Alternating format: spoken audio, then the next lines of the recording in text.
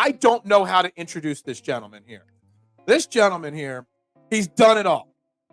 From being a lawyer to playing in the World Series of Poker to becoming a gambling expert to now using his platform to transition into motivation, inspiration, mental health awareness, like literally everything.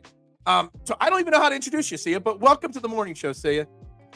Honestly, first of all, thanks for having me on the show. That probably was the best way to introduce me. I really appreciate all the accolades. It's been quite the transition over the last 7, 8, 9 years from, certain professions to professions. And now I'm here in the media space, obviously do a lot of gambling stuff, but like you said, do a lot of motivational type content.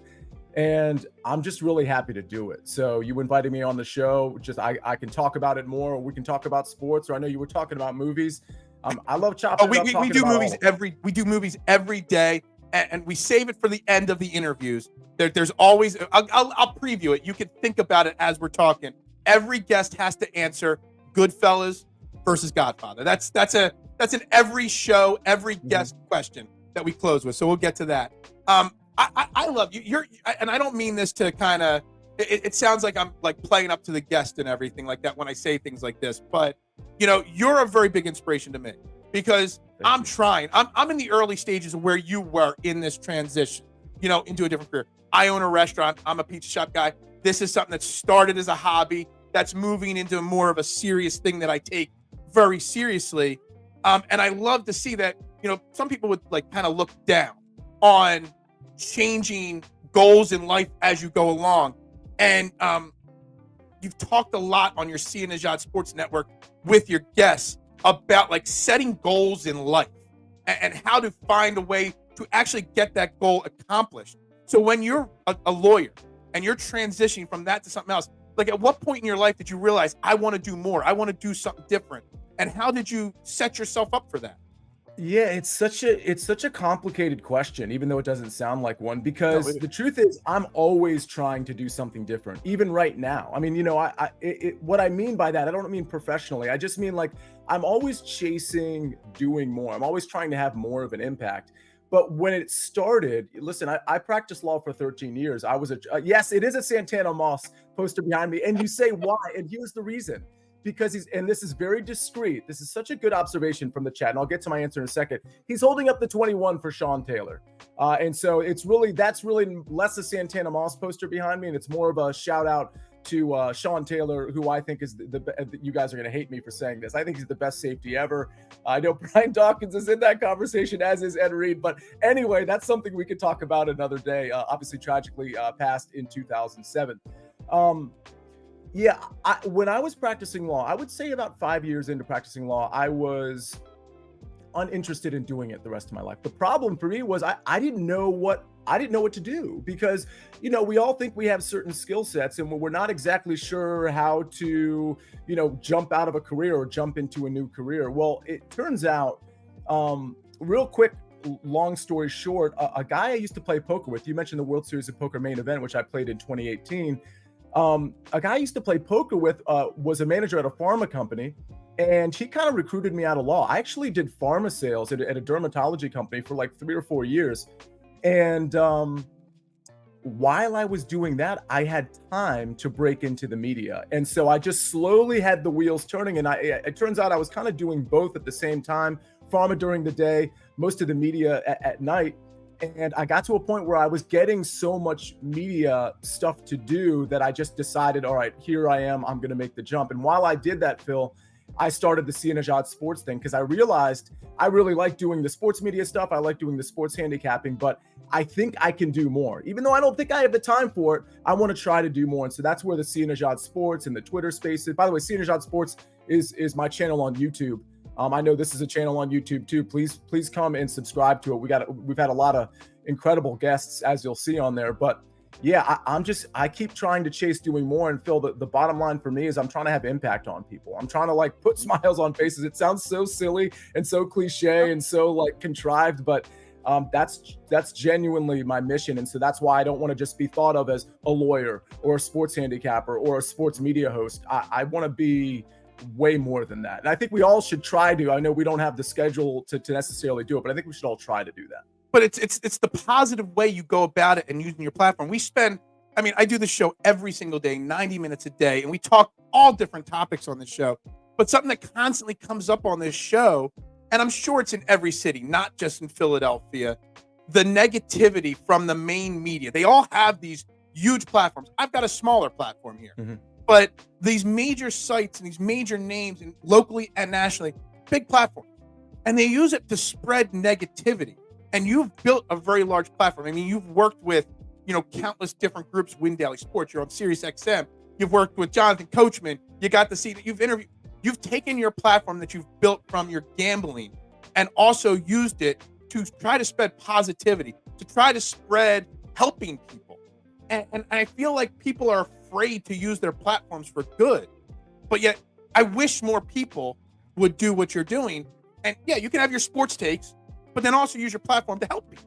So, Phil, the problem is the stuff that gets the clicks and the stuff that gets the attention. Mm-hmm. And K1, I'm not gonna fully disagree with you. I mean, listen, Ed Reed, Brian Dawkins, Sean Taylor, if that's the order you want to put it, I'm not going to disagree with that. Oh, I am going to disagree with it, but I'm not going to take issue with it because I think that's a lot of people probably have that order. But the problem, back to my answer, I love the interaction. The Sean Taylor, I want to bring up Sean Taylor every moment I can. Go back on YouTube and watch some of his stuff. It's really, I know it was a small sample size, obviously. It's really unbelievable stuff, both at Miami and at Washington. But the stuff that gets the clicks is the negative stuff. And so that's the problem. So here's what I found.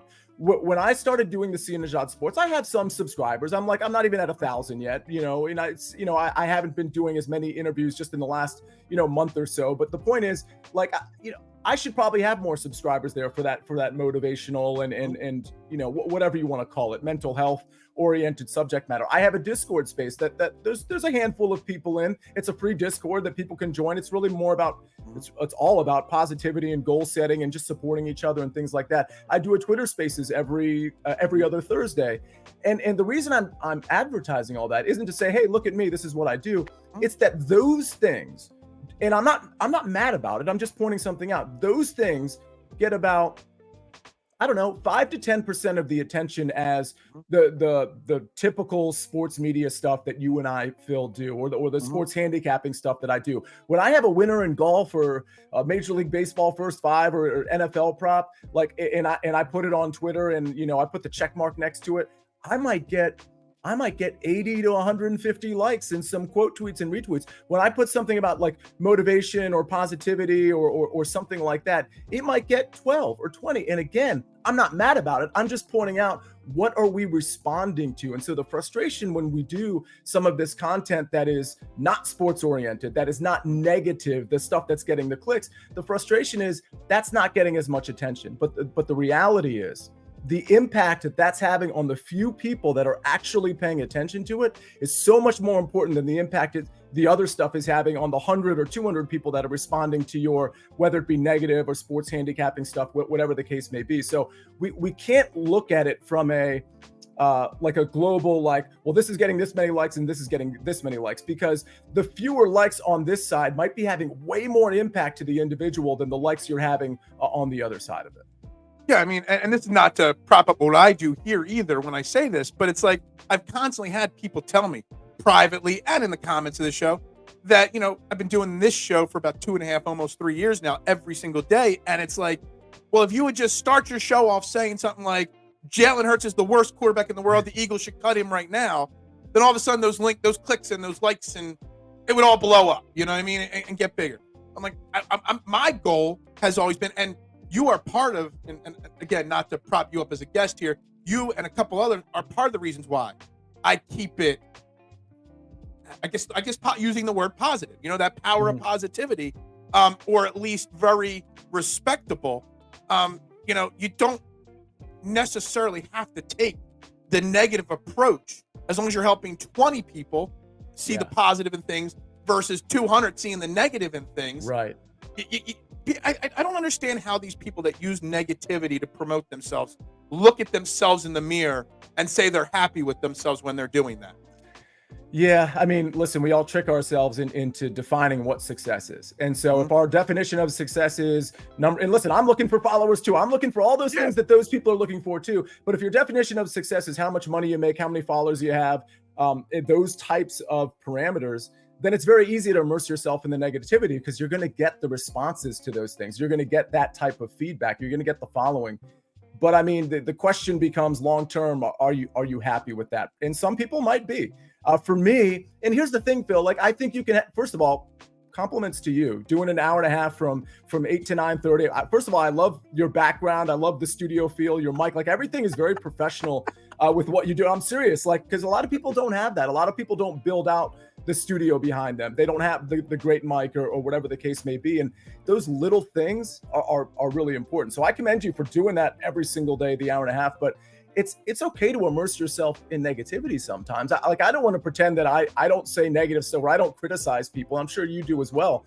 But that can't be the theme of everything that you do. And if it is, you're probably doing it for the wrong reasons. Yeah, absolutely. So let's talk a little bit. I mean, obviously you've had some great interviews, and I want to get to those interviews in a minute. But you've started doing these every other week spaces, and I was really busy last night, and then I ended up watching the NBA Finals a little bit last night. So I haven't caught last night's replay of the spaces last night. But you've kind of gravitated to doing these every other Thursday night spaces. You had a great guest last night. I'm sure talked some great stuff. Then you open it up to the people to talk and ask questions. What gave you the idea to start these Twitter spaces or X spaces, whatever they're called now? And what could my listeners here, if they want to find you on Twitter at Sia Nejad, what can they expect during these? They're about an hour and change long spaces that you host.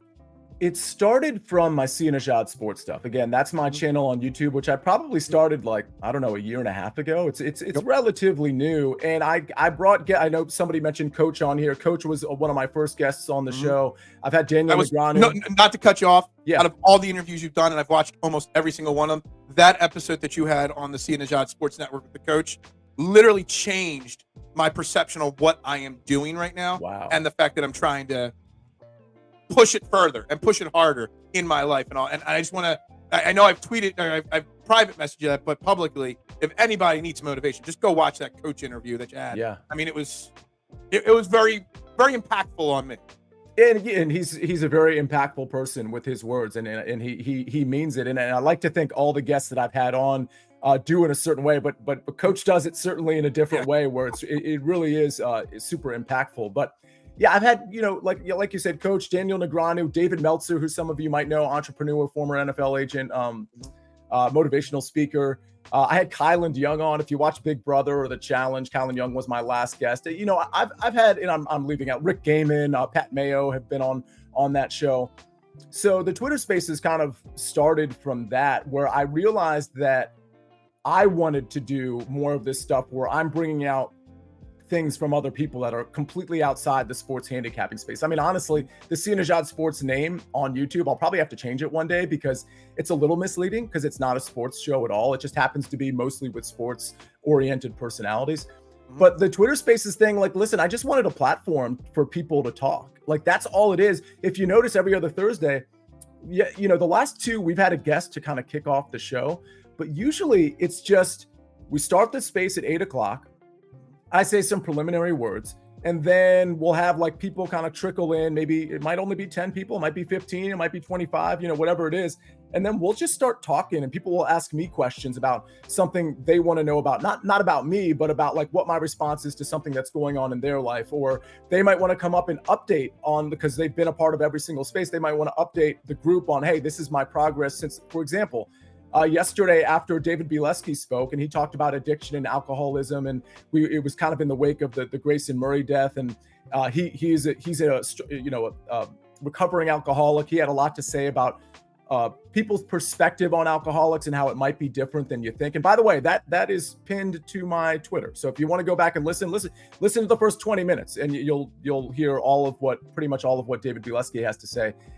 But we usually start it like that, and we just open the floor to people to like speak their mind. Like yesterday, we had this guy Moshe come on, who's a follower of mine, and he said, "Hey, ever since we started this, I've lost 30 pounds. I've gotten on a regimen where I run and I'm writing my goals down and like all these things that like we preach on these Twitter spaces. He's actually actively putting them into play. And like, that's why I'm doing it. I'm doing it so that people like him can come up and be like, what should I do? And then 6, 8, 10, 14 weeks later say, hey, I did that thing. Check this out. So that's what it's for. It's an open forum. It's very informal. Anybody can speak. Literally, if you request to speak, I'm going to bring you up. You're going to speak. You can make a comment. You can ask a question. You can give advice. You can do whatever you want every other Thursday at 8 o'clock. Yeah, and you mentioned you do a lot to inspire and motivate, but you also do, and you mentioned Grayson Murray there, and we talked about that on this show and on my golf show when it happened. You do spend time and plenty of time using your platform to bring awareness to mental health issues out there as well.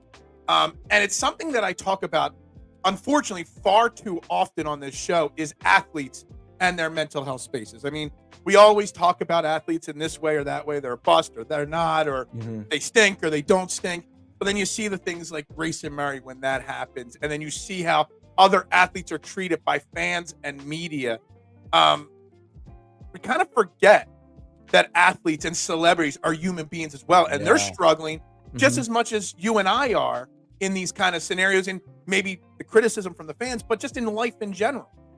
So, you know what's so interesting about that, Phil, is people will look at that comment you just made and they'll be like, no, they're not struggling as much. They're not struggling as much as I. Like they're a millionaire. They've been catered to their whole lives. And the reality is that response to what Phil just said is actually the reason not only that they're suffering potentially as much, but sometimes suffering more. I'll give you a really good example, Phil. And I think people really need to capture this and start putting themselves in other people's shoes for a second. I know we think we do that, but let's stop and think about an athlete. Let's say an athlete that didn't make it to the NBA. I've lived with some athletes back in my days living in Richmond, Virginia. I lived with a couple of basketball players who were very, very good college basketball players who ended up getting injured and just kind of like fell off the map, most college athletes do, and then having to deal with the reality of getting a normal job, applying for a job, getting rejected from a job, not being qualified for a job, all of those things.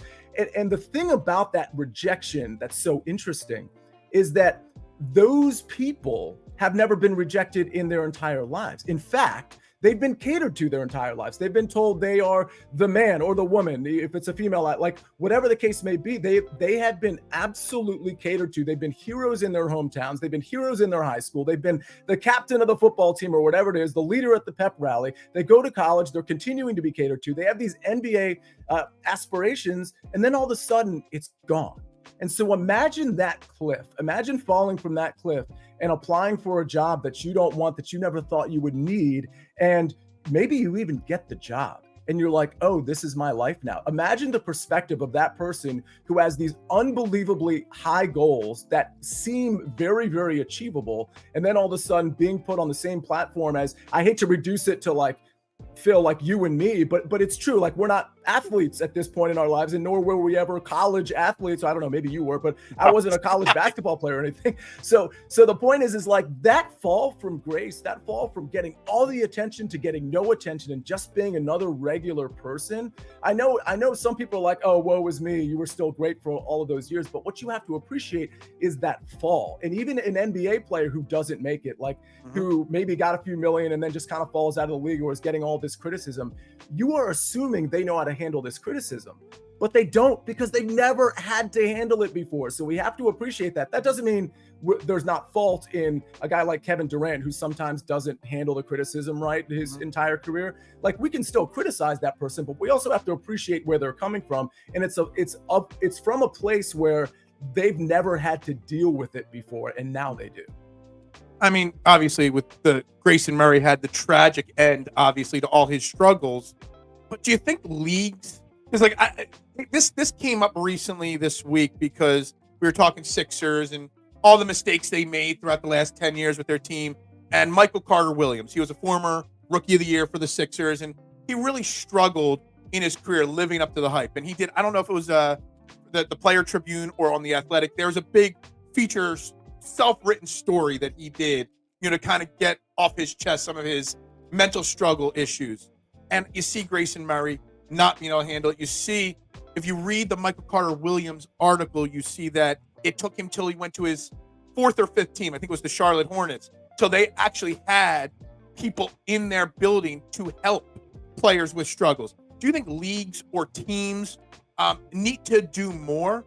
You got to think about it, especially with basketball. You got 18-year-old kids becoming professional athletes, lots of money, lots of fame. Maybe the leagues have to step in, or the teams have to step in and have more help on staff to help these people with these struggles. It's an interesting question. I know leagues do that to a degree, but I don't know the degree to which they do it. For example, I know in the NFL, when rookies come in, there's typically a program that they have to go through. I might be overstating this. I think it's all rookies that have to go through some sort of, it's not a program. It's called the Rookie Symposium. It's like a 3-day event, but they talk about the playbook, like the rules of like gambling. They talk about money management. It's like a lot of information. It's like a 3-day college course, basically. Yeah. So it's not focused just on the potential struggles they might face, mentally speaking. Yeah, thanks for clarifying that, because I wasn't sure. I just remember vaguely hearing about that. We talk about it all the time because of the gambling aspect of players getting in trouble, that it can't be a 1-hour conversation anymore at the Rookie Symposium. It needs to be a bigger, lesson that's being taught to these kids. So we talk about that symposium a lot on this show. Yeah, and I think they do. I think they do need to do more, because I think the real problem, and this is something David Bileski spoke to on the Twitter Spaces yesterday. He was so eloquent in speaking to it, by the way, is that like we sort of have this sense about what these falls are. Like when anybody takes a fall, whether it's in the mental health realm or otherwise, like it's seen as like not masculine. It's seen as like a weak thing. And really, the weak thing is not addressing it, right? The strength, when you address a problem that you clearly have, and you like really truly address it, you're introspective, you internally think, and you're like, all right, I need to, like, there's strength in doing that. The weak thing is actually not even being introspective. The weak thing is not looking inside and figuring out what the problem might be and how to maybe address it. So yeah, I do think the leagues can do more, because honestly, let's be honest, across all of these sports, whether it's baseball, football, basketball, or I mean, even hockey, name the sport, like these are kids coming in and they don't really have necessarily the life skills that they need. Frankly, non-athletes don't have the life skills they need when they graduate college. So I don't know why we would think athletes would, considering what their trajectory is, just constantly being involved in sports. So yeah, I think the leagues absolutely, if they implement these programs, or if the teams implement these programs, then the stigma of whatever these mental health issues are, it'll weaken, because it's now being acknowledged globally that, hey, like these are issues you need to address. We need to address with you. If you make it mandatory to some degree, then they realize, oh, this is a part of the fabric of my life. This isn't just something that people deal with that have quote, air quote, issues. Yeah, because, regular average Joe schmoes like me, we struggle with these same issues. I don't talk about my issues publicly. I'm still not at the point of feeling comfortable addressing some of the things I deal with. But if the pros or the famous people, and it's actors and musicians, it's not just athletes, if they learn to handle it and talk publicly about it, maybe it'll break down some barriers that some regular people feel embarrassed about talking about their struggles, and then maybe you'll see less people losing their battle with those mental health things. Right. I think people don't even know like where to go if they have struggles. I mean, I think that's part of the reason I do these Twitter Spaces and I have this free Discord, is so that there is a platform. Like somebody said yesterday, this was so cool about, like, again, my Discord, it's not a big thing, it's probably got, it's probably got 30 to 35 people in it at this point, and it'll continue to go. I don't advertise it a ton. If you want to be a part of it, let me know, message me. I'll send you the link. It's also attached to the Twitter Space yesterday, but somebody said something really cool to me yesterday on the Twitter Space. It was Moshi, the guy who lost 30 pounds. He said, we were talking about how there's just kind of a lot of negativity everywhere. And he said, what I love about this Discord, which we call Motivate Better Together, MBT. He said, what I love about it is I'm preconditioned, I'm pre-programmed to come in there with a positive attitude. And it was like, it's like a subconscious thing for him, which I absolutely love, because we see this negativity. We see if we admit to being weak in a certain area on whatever platform it is, let's call it Twitter, like we're going to be seen a certain way. But if you have a place where you can talk about stuff like that and not be judged and not be considered weak, then it's just going to be like a much safer space. So I think we need to create that just in our conversation, so that if somebody does come out on Twitter and say it, now he or she can be embraced instead of be potentially kind of looked down upon or criticized. You know, we've got about 5 more minutes left here. Again, we're talking to Sia Nejad of the Sia Nejad Sports Network. Make sure you guys find them everywhere. Obviously I got 5 minutes. I gotta talk. I gotta ask you the movie questions and stuff. But K1's saying compulsive gambling is a disease as well, but we encourage it endlessly. It's weird. What are your? I mean, you do a lot. Like your start in these spaces were in the gambling field. Obviously, we constantly see athletes struggling to stay away from it and constantly getting in trouble. Thoughts on K1's comment there, and just in general, you know, whenever there's another athlete that gets suspended, we always talk about, and I've always got people commenting that these leagues are getting in bed advertising wise. So what do they expect? Thoughts on that comment, but just in general, the theory of gambling and where it's, you know, headed right now. Yeah, I mean, that comment is more global, because obviously he's also referring to, you know, anybody who gambles. Absolutely. I assume that's what he's referring to. Yes. And here's the thing. It's all about how we frame it.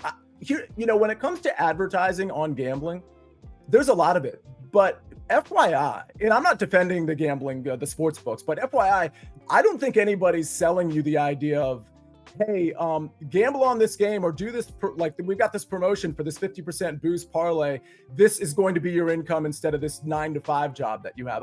If that's your attitude, if your attitude is, this is going to be my income, or this is going to be a big supplement to my 9-to-5 or whatever my occupation is, well, then you're doing it wrong. So I think we need to frame this properly. Again, I don't think DraftKings or FanDuel is coming out being like, drop your job, check out these 3-leg parlays, because now you're gonna have more time on your hands than anything, because all you have to do is sports bet. I think we need to kind of be grounded and understand, like, sports betting is mostly for fun. Even for me, who's been doing it for many years, like, it's largely for fun. I might have a bet that I love like a few times a year, and I put like maybe a little bit too much money on it than I should. But even then, we're not talking thousands of dollars here. I mean, it's very often that my bets are $30 or $40 or $40, and honestly, there's a lot of people that have $10 or $20 bets. And so I think the long and short of it is, we need to frame what gambling actually is. It's not a supplement to our income. It's not our exclusive income. It's an activity that's fun, that for me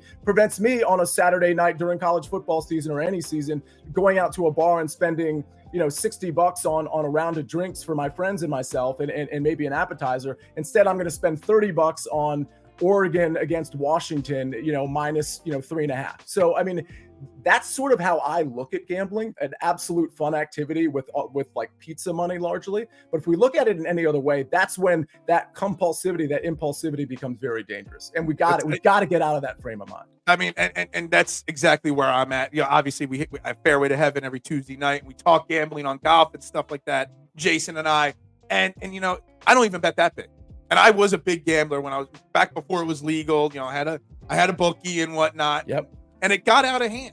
Yeah. You know, and you know, young, stupid me, you know, didn't know how to control it, but it took really hard work. And before we wrap this up, you're always talking about, I forget which interview it was, but you talked about betting on oneself and setting goals. Mm-hmm. And that's kind of what I've always done. I've just never pushed forward on it. And the gambling aspect of it, when I bet a golfer outright, I'm betting $2, $3. Yeah. When I'm betting on a football and Eagles game, I'm betting $5. Mm-hmm. It's more for the fun, you know what I mean? And the entertainment, like you say, but there still is a problem with it. So, you know, there just needs to be more, just like we talked about, more teaching about mental health. There's just got to be more teaching and more, I don't know what the right word is, explaining to people how you just explained it as a fun thing to do versus a get-rich-quick scheme.